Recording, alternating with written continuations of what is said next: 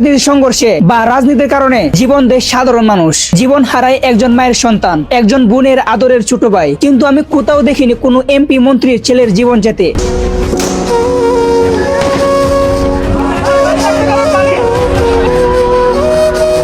যেখানে ক্ষমতা পালাবদল হয় কিন্তু মানুষের কষ্টের গল্প খুব একটা বদলায় না। আজ আমি কোনো দলকে সমর্থন করতে আসিনি বা কোনো দলকে সাপোর্ট করতেও আসিনি। আমি সাধারণ মানুষের মতোই কথা বলতে এসেছি, আর আমার ছোট্ট মনের ছোট্ট প্রশ্নগুলো আপনাদের সামনে তুলে ধরতে চেয়েছি।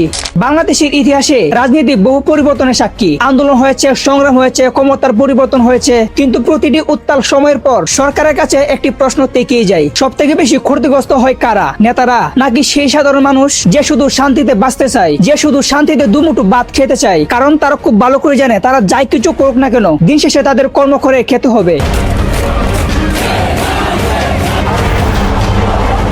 আমরা এমন একটা দেশ চাই যেখানে মত প্রকাশ